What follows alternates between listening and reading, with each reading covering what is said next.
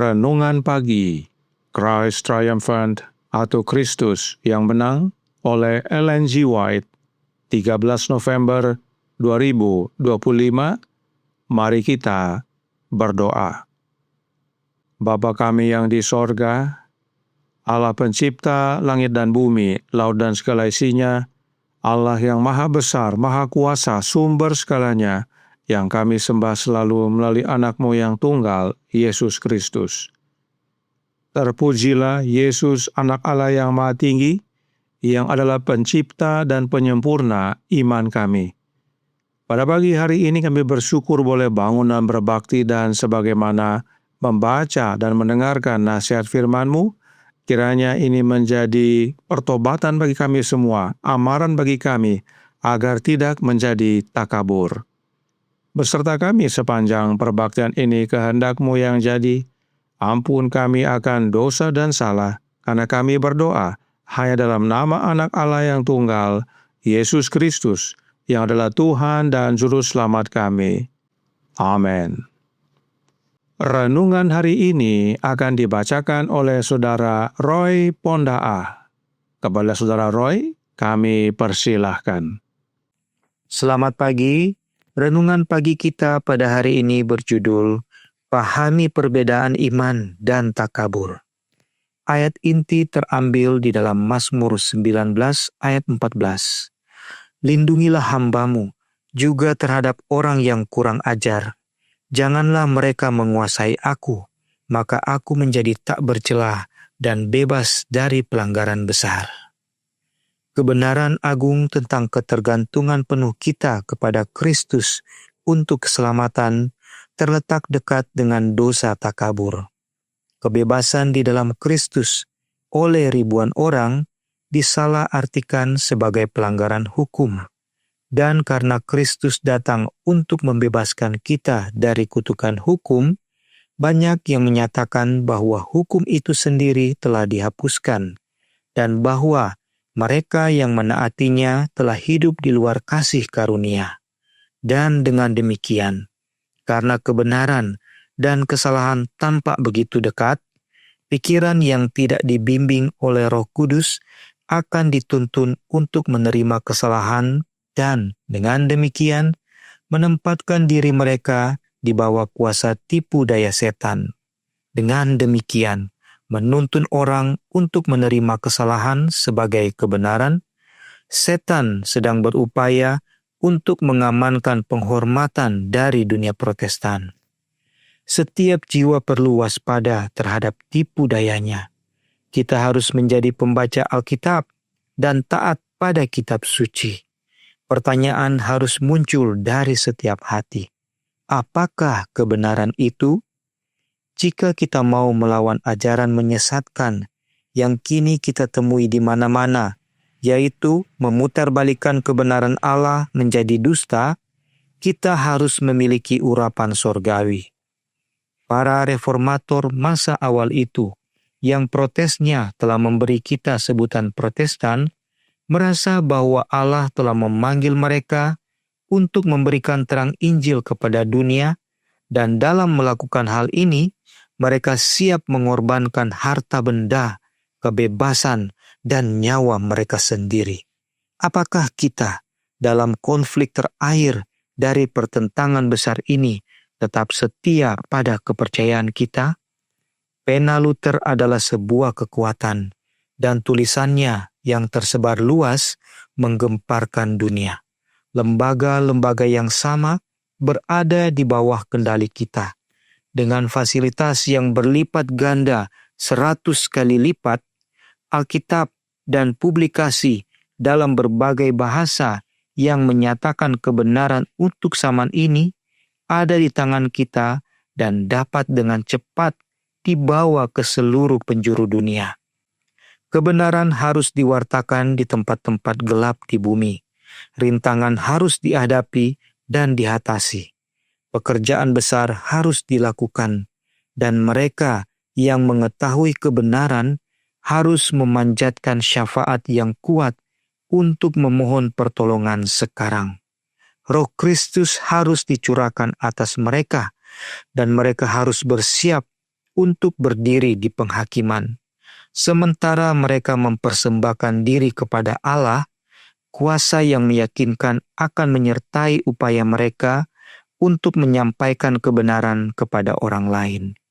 Kita tidak boleh lagi tidur di tanah sihir setan, tetapi mengarahkan semua sumber daya kita dan memanfaatkan setiap fasilitas yang telah disediakan oleh Tuhan bagi kita. Dan janji itu diberikan. Ketahuilah, aku menyertai kamu senantiasa sampai kepada akhir zaman. Manuskrip 100, 1893. Demikianlah bacaan renungan pagi kita pada hari ini. Terima kasih, Tuhan Yesus memberkati. Terima kasih atas penatelanan Saudara Roy. Tuhan Yesus memberkati. Selamat pagi saudaraku dalam Tuhan.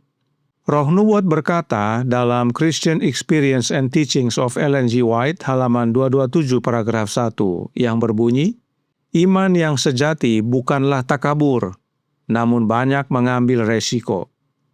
Mengapa iman bukanlah takabur?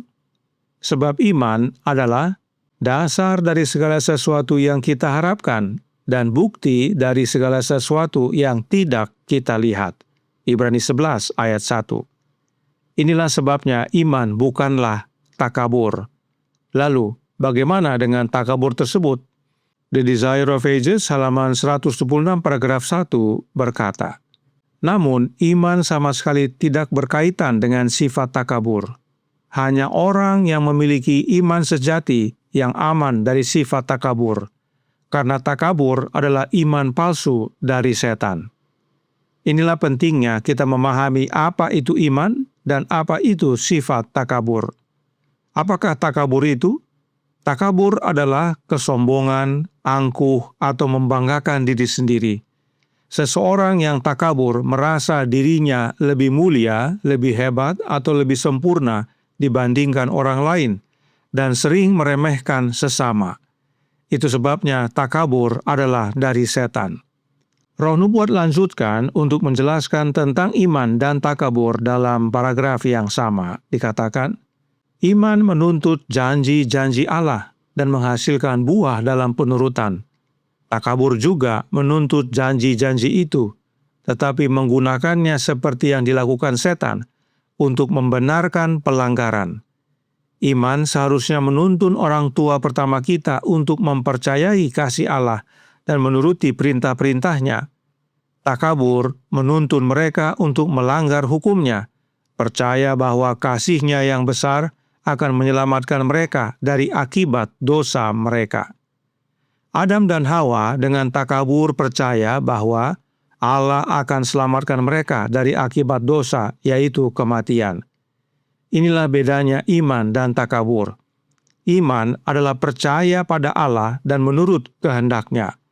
Takabur adalah percaya pada Allah, namun menuruti kehendak diri sendiri dengan berharap Allah menyetujui kehendak diri kita, meskipun itu salah. Dan yang bahaya adalah iman dan takabur terletak berdekatan. Kalau salah memahami, kita bisa anggap takabur adalah iman. Renungan hari ini berkata dalam Christ Triumphant halaman 324 paragraf 2. Kebenaran agung tentang ketergantungan penuh kita kepada Kristus untuk keselamatan terletak dekat dengan dosa takabur.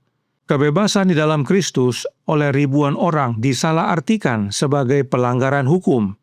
Dan karena Kristus datang untuk membebaskan kita dari kutukan hukum, banyak yang menyatakan bahwa hukum itu sendiri telah dihapuskan dan bahwa mereka yang menaatinya telah hidup di luar kasih karunia. Dan dengan demikian, karena kebenaran dan kesalahan tampak begitu dekat, pikiran yang tidak dibimbing oleh Roh Kudus akan dituntun untuk menerima kesalahan dan dengan demikian menempatkan diri mereka di bawah kuasa tipu daya setan. Faktor penentu untuk kita memahami apa itu iman dan takabur adalah bimbingan Roh Kudus. Dan meskipun iman dan takabur terletak berdekatan, tetapi keduanya tidak ada hubungan. Ingat kutipan sebelumnya. Itu sebabnya takabur adalah dosa. Selected Messages buku pertama halaman 282 paragraf 1 berkata, dosa takabur terletak dekat dengan kebajikan iman yang sempurna dan keyakinan yang sempurna kepada Allah. Setan menyanjung dirinya sendiri bahwa ia dapat memanfaatkan kemanusiaan Kristus untuk mendorongnya agar beralih dari kepercayaan kepada takabur. Pada titik ini banyak jiwa hancur. Setan takabur dan itu sebabnya sifat takabur adalah dosa. Karena takabur berasal dari setan. Oleh karena itulah saat setan menggoda Yesus, dia berusaha membuat Yesus takabur. Matius 4 ayat 3 berkata, lalu datanglah si pencoba itu dan berkata kepadanya, jika engkau anak Allah, perintahkanlah supaya batu-batu ini menjadi roti. Inilah godaan setan untuk menjadikan Yesus takabur. Tetapi Yesus tidak tergoda untuk menjadi takabur. Yesus percaya kepada firman Bapanya. Oleh sebab itu, renungan hari ini ingatkan kita semua dalam Christ Triumphant, halaman 324 paragraf 3. Setiap jiwa perlu waspada terhadap tipu dayanya. Kita harus menjadi pembaca Alkitab dan taat pada kitab suci. Pertanyaan harus muncul dari setiap hati. Apakah kebenaran itu? Jika kita mau melawan ajaran menyesatkan yang kini kita temui di mana-mana, yaitu memutarbalikan kebenaran Allah menjadi dusta, kita harus memiliki urapan sorgawi. Sebagaimana prinsip-prinsip reformasi, kita perlu giat belajar Alkitab secara pribadi agar tidak terjerumus kepada dosa takabur. Dan untuk itu kita perlu urapan sorgawi, yaitu urapan Roh Kudus yang adalah Roh Kristus, sebagaimana bagian akhir renungan pagi hari ini nyatakan. Kiranya ini menjadi pembaharuan bagi kita semua agar tidak menjadi takabur. Tuhan memberkati, saya bawa dalam nama Yesus. Amin. Mari kita berdoa. Bapa kami yang di sorga, Allah pencipta langit dan bumi, laut dan segala isinya, Allah yang maha besar, maha kuasa, sumber segalanya, yang kami sembah selalu melalui anak-Mu yang tunggal, Yesus Kristus.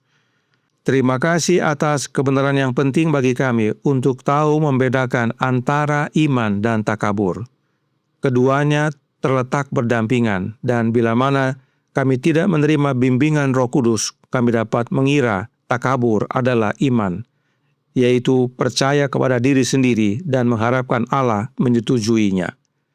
Karenanya tolong kami ya Bapa, karuniakanlah roh anak-Mu dalam hati ini, sebab Roh Kudus yang adalah Roh Kristus itulah urapan sorgawi yang menolong kami terhindar daripada dosa takabur.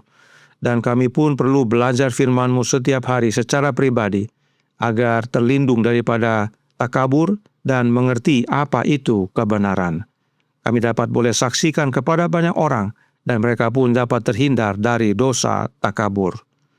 Beserta kami sepanjang hari ini kehendak-Mu yang jadi. Ampun kami akan dosa dan salah, karena kami berdoa hanya dalam nama Anak Allah yang tunggal, Yesus Kristus, yang adalah Tuhan dan Juru Selamat kami. Amin.